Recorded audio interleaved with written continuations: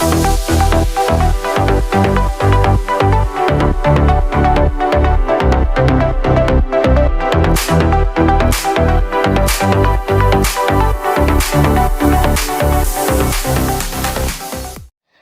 szevasztok srácok, én Kozma vagyok, és ez egy újabb videóban. Most hát ez az első ezen a csatornán, mivel ez egy reakció videó lesz. Úgyhogy, hát a magyar elnöknek a holmiairól fog szólni. Ez a videó, amit megnézzünk, és a Technoscope YouTube csatornától van. Na, nézzük is. Az engedélyt megadom. A köztársasági elnök hazánk legfőbb közjogi méltósága. Olyan szinten legfőbb és közjogi, hogy megelőzi a miniszterelnököt legfőbbségben és még közjogiságban is. Honnan tudod magadról, hogy te vagy a köztársasági elnök? Először is onnan, hogy van bajuszod. Itt fontos megjegyeznem azt, hogy attól még, hogy bajuszod van, nem feltétlen te vagy a köztársasági elnök. Minden esetre komoly gyanúra adhat okot, tekintve, hogy több korábbi elnök is rendelkezett bajusszal. Aztán figyeld meg, hogy egyáltalán kíváncsi-e bárki is arra, amit mondasz. Ha arra leszel figyelmes, hogy mindenki bele a mondani valódba, lehet te vagy a köztársasági elnök. Érdekes és izgalmas kérdések lesznek, legalábbis remélem. Azt mondja, érdekes és izgalmas kérdések lesznek, legalábbis remélem. Hát, nem hiszem, hogy az lett, de hát nem tudom. Nem voltam ott, nem láttam, mindegy. Menjen tovább. Az is jel arra, hogy te vagy a köztársasági elnök, hogy mikor a házad előtt tüntetnek, nem tudsz róla, és még a tévében sem számolnak be az eseményről. Na de ha egy hadsereg várja a parancsod, miközben egy ilyen zászló lobog a fejed fölött, valószínűleg tényleg te vagy a köztársasági elnök, de ne szólj be, haver, semmi para. Azért vagy itt, hogy megtanuld, mi a teendő, ha ilyen helyzetbe kerülsz. Kezdjük az alapokkal, mondjuk, hogy nem akkor most ez vagy egy olyan videó lesz, ami a magyar köztársasági elnök utcairól beszél, vagy pedig egy olyan, hogy a magyar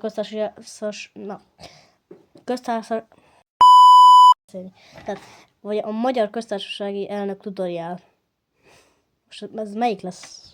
Nem tudom, de mindegy, nézzük tovább azt. Hát, ha kiderül. Az Apple Watch-ot. Bár az sem kizárt, hogy ő úgy használja, hogy ki van rajta kapcsolva a GPS, az alvásciklus érzékelő, alvásperiódus érzékelő rendszer, a stresszintjelző, a kontaktok és hivatalos e-mailekhez való hozzáférés, a pulzusszámmérés, 3D-s mozgásérzékelés, aktivitásmérő, kézmosások számolása, meg a teljes életvitel lefigyelő is. Ennél már csak az a tény a nevetségesebb, miszerint egy indiai programozó az Apple-nél azt olvasgatja, mikor megy aludni a magyar köztársasági elnök, meg mikor hagyja ki a kézmosást szás után. A köztársasági elnök az jó munka. Az a legjobb munka a világon.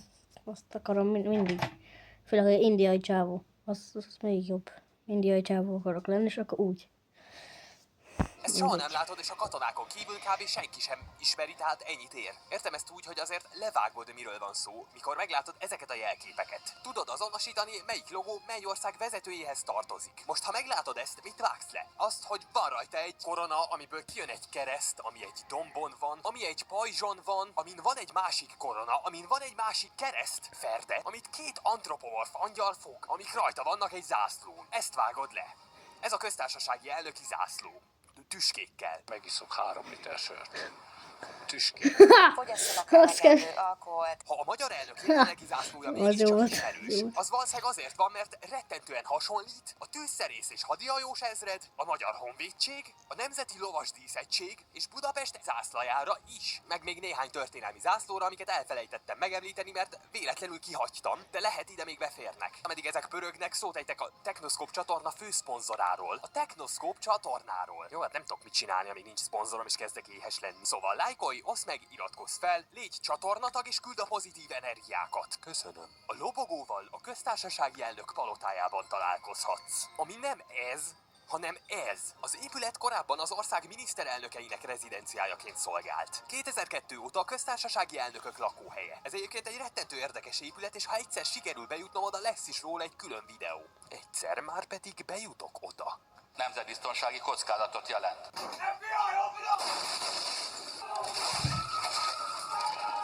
Csak azt nem értem. Ez mi a halál? Mit nézek?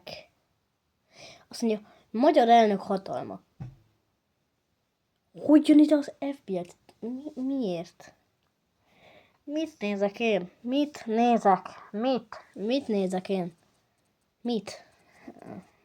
Az ott lakók miért nem látják be azt, hogy éjszaka túl van világítva a város? Ha csak minden második lámpát kapcsolnánk ki, már azzal rengeteg energiát lehetne spórolni. Ráadásul a megtakarított pénzből lehetne építeni emellé egy harmadik stadion. És nem? Ugyanezen ablakokon keresztül a bentlakó szemlélheti a telefosott, húgyfoltos budapesti utcákat, a bútorokkal és műanyag hulladékkal fűtő honfitársainkat, akik számára olcsóbb a gáz, meg a Lánchídra felmászó részeg fiatalokat is. De óvatosan, most már le ne essünk, bassza meg!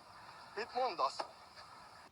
És hogy hogyan tehet szert az elnöki pompa mellé járó páratlanul magyaros kilátás?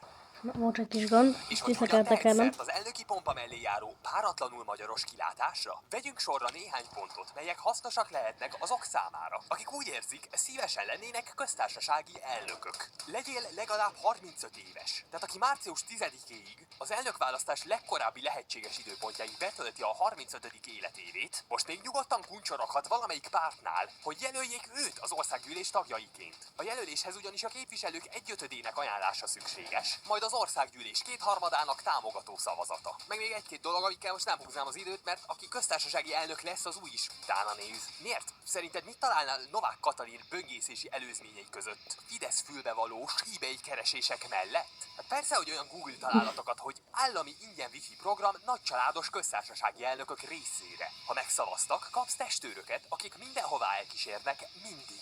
Na mi van, már alig várod, hogy testőrök gyűrűjében költöz a palotába, és felvedd a 4 milliós havi fizetésed, miközben a tömeg éltet? Mi? Nem tagadom, én is örülnék napi 140 000 forintnak. Az egy másik kérdés, hogy én YouTube stúdióra, feliratkozókra, meg egy dél-amerikai ayahuasca ceremóniára költeném. Ő meg feltehetőleg szét fogja osztani az éhező magyar gyermekek közt, de hát nem vagyunk egyformák. Az elnök utazáskor igénybe veheti a magyar légierő színeiben repülő 4 VIP gép bármelyikét. A magyar légierő színei a szürke és a még szürkébb. Emellett joga van bármikor A szürke és a first még classon szürkébb. Dubájba.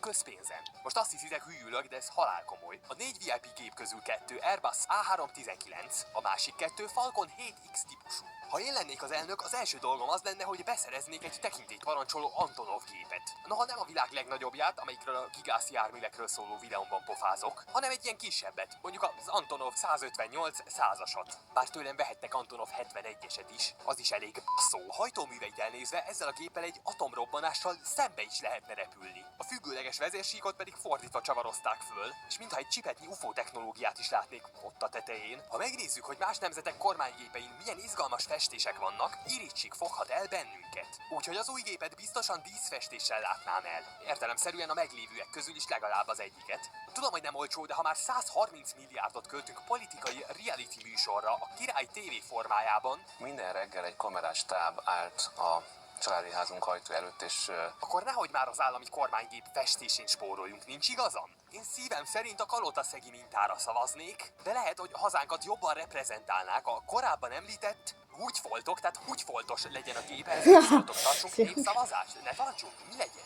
A cuccai után itt az ideje, hogy felsoroljam a magyar köztársasági elnök jogkörének egyes részeit. De érdemes lesz figyelni, mert szokás szerint az egyiket én találtam ki. Képviseli a magyar államot. Felszólalhat az országgyűlésben. Javaslatot tesz a miniszterelnök személyére, kinevezi a jó minisztereket, felmenti a rossz minisztereket, vagy fordítva? Ő nevezi ki még a Magyar Nemzeti Bank elnökét, alelnökét, kitűzi az európai parlamenti, polgármesteri, önkormányzati és országgyűlési választások, valamint a népszavazások időpontjait, kezdeményezhet népszavazást, megvétózhatja a törvényeket, amiket később így is úgy is alá kell írnia, tarthat teltházas koncertet az arénában, és mindezek mellett ő a honvédség főparancsnoka is. Magyarul ő csinál mindent, és minden az ő kezében van, az univerzumot leszámítva, de azt is csak épp hogy. Az elnök személye a magyar nép első számú képviselője. Például meghívást kapott Tokióba a császári koronázási szertartásra 2019-ben. Vagy megráncigálhatta a pápa kezét. Van, hogy meglátogatja a külföldön állomásozó magyar katonákat. Ilyen alkalmakkor beszédet is mond az adott helyszínen.